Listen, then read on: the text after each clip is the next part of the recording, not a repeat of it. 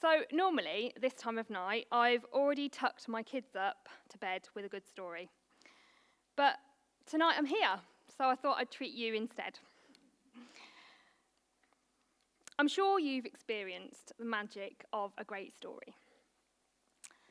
Now, I wonder if the last time you stopped to read or listen to one, you thought about the journey the writer went on to get to a place where they had the courage to share it. Because whatever your story, fact or fiction, sharing it with the world opens you up to risk. And how much greater and more do you feel that risk if the story is your own? Especially if it's something you've struggled to tell anyone, even yourself. And will that risk always prove a greater reward? Now, this question's particularly interesting to me because I help people to share, shape, and change their stories for a living. I'm a brand strategist and confidence coach, and I work with people who often appear massively confident, so business leaders, executives, entrepreneurs, and time again, I've seen them stumble when it comes to talking about themselves. And I'm sure we've all felt that awkward in the spotlight moment, like me now. But what you might not know is that feeling is designed by your brain to keep you stuck, or as your brain likes to see it, safe. And it's usually based on a version of this question. So what happens if we dance with it? Tonight, I'm going to test the hypothesis that the way we think about our story and giving ourselves permission to share it is what gives it the power to change hearts and minds, including our own. So, I grew up in a village about 10 miles from here, but my experience was a little different to most. You see, I was born into a religious organisation that was founded in the village in the late 60s. Some called it a church, some called it a Christian community, some called it a cult. But it was most commonly known as the Jesus Army. Houses, money, food, bedrooms, cars were all shared. And it grew to around 3,500 members, 60 shared houses, and a group of businesses that helped to fund its activities. As a child, these were some of the rules that I lived under. We do not have TVs, CDs, radios, stereos in our houses or vehicles. We do not celebrate Christmas, go to sporting or entertainment venues, such as a cinema or theatre. All cameras are kept under central control. We do not use them for personal purposes. We do not swim or exercise for pleasure. We do not sunbathe. Even as an adult, where I went, the places I went to see, the people I even dated, what I watched, were decisions I had influence in, but ultimately were controlled by someone else.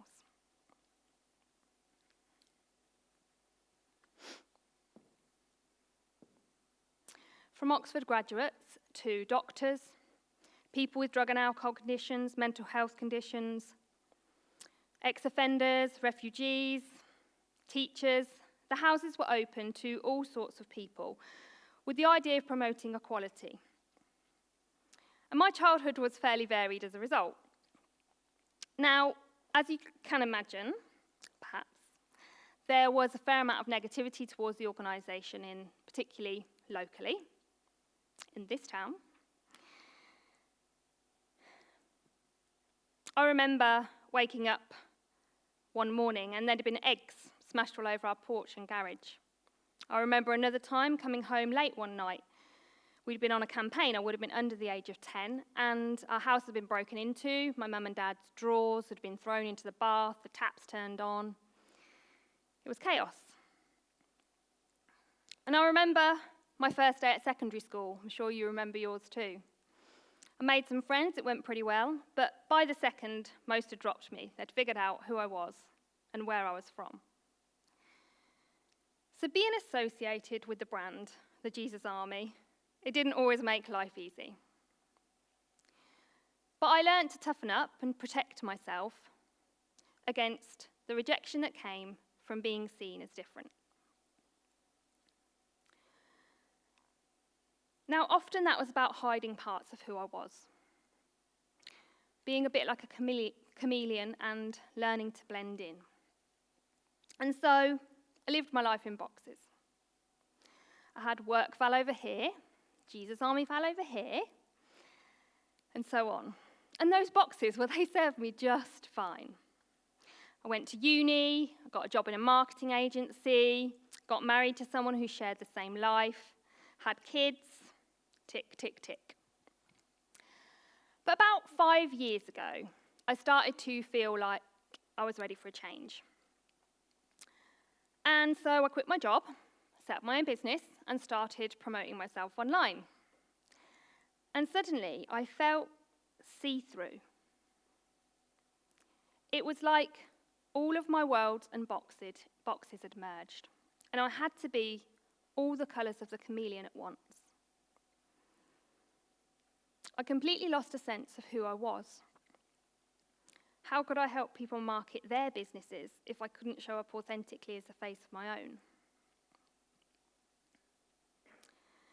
At the same time, the community was closing, and many stories had emerged about people that had suffered abuse whilst they were members. Psychological, emotional, spiritual, and sexual, including children. And I had to come to terms with the fact that somewhere I'd grown up with as home had also done a lot of damage to many people and had a massive impact on me. Making peace with that has been a journey. But I've found that the key to taking back control of who you are and how you feel and who you want to be is found by accepting the risk of choosing to see, hear, and do differently. And so I've developed a model to help with that I'm going to share with you today. This is the choice circle. Now, the choice circle is a way of thinking about your choices differently to help you process and accept the risk of them. And it begins with courage. Courage is defined as the ability to control fear and be willing to deal with something unpleasant, difficult, or dangerous. But it comes from the Latin word cor, which means heart. And it used to have quite a different meaning. So Brené Brown, a researcher in shame and vulnerability, talks about it as to speak one's mind with all one's heart, which I really like because I think it takes it from being, big heroic acts to just, I can get on board with that. I can stand here and speak my truth right now.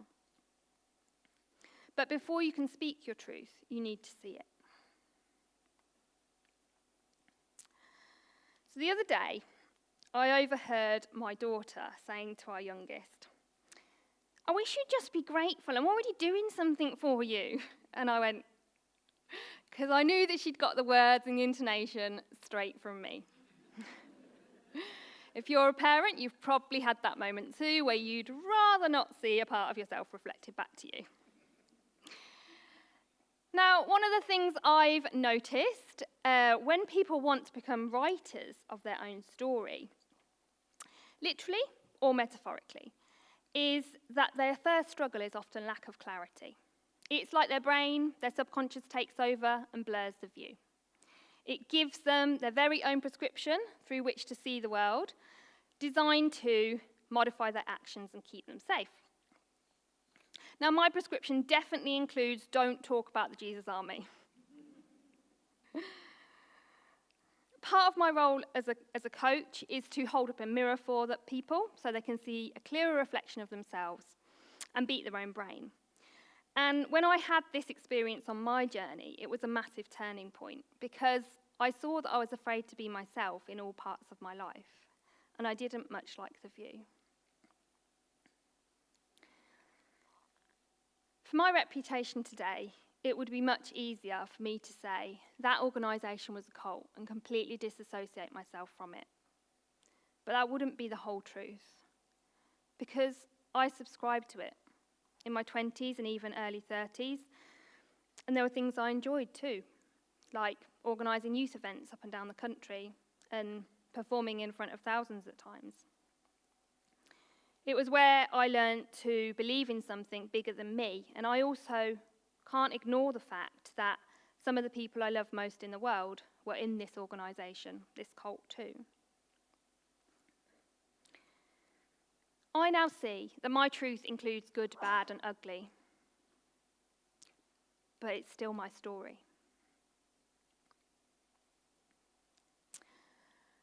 Isn't it fascinating how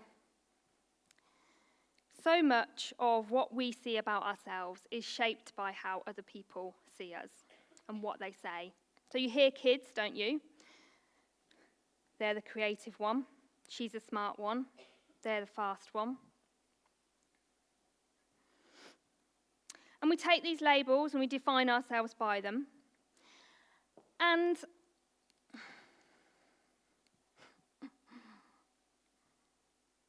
as we get older, we start to question them.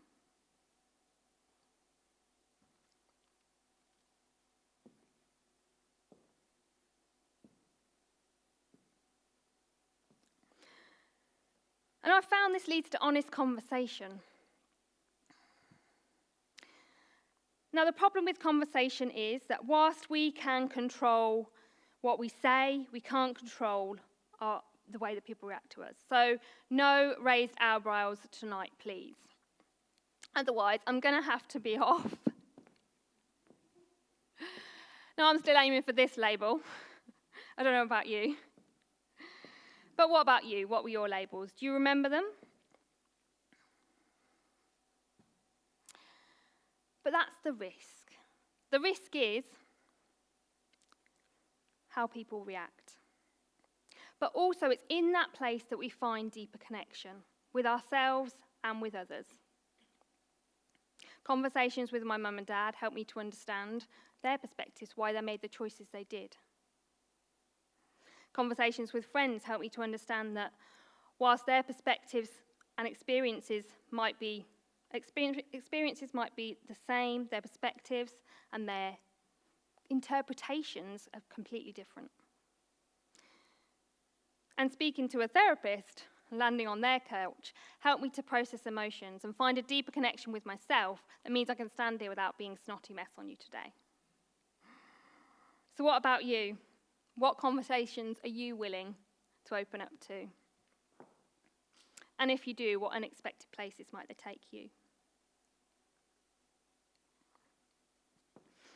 Has anyone here ever procrastinated? Whenever I've got a new report to write, I find myself suddenly unignorably needing to clean the kitchen. Or have you lived by shoulda, coulda, wouldas? I think we all have.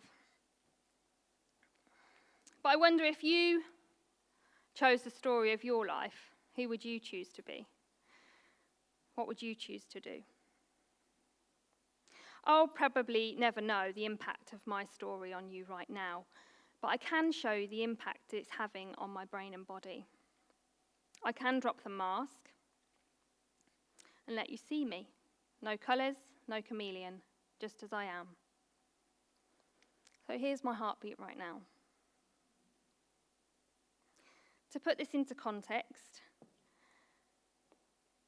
I feel like it might go up. My heartbeat for 3 recent presentations to executives and people you want to look good in front of was around sort of 80, 90s. So you can see how I feel with you staring at me. Thank you for that. But the reason I'm doing it is because I believe when you give yourself permission to be all of who you are, you set yourself free. So now the choice is yours. You can choose which experiences you want to let go of and which ones you want to take with you into the next chapter. You can choose to look fear in the face and say, I see you and I raise you this step. Whether that's owning your past or going after something you really want in your life or work. And this is how. Whatever your story's been shaped by, the faith you lost and found, events you can't control, the way you look, place you come from, perhaps that nagging feeling of, I'm going to be found out. You don't have to hide who you are. If you choose to see differently, you might find clarity becomes your superpower. If you choose to hear differently, you'll find a deeper connection with yourself and others. And if you choose to do differently, perhaps go on that podcast, stand on that stage, share your story, whether it's speaking your truth to the world or having honest conversations with those closest to you, your action will build confidence. So will you join me? Because if you do, not only might you find the freedom to be more you, but you'll make a way for others to be themselves too. Thank you for listening.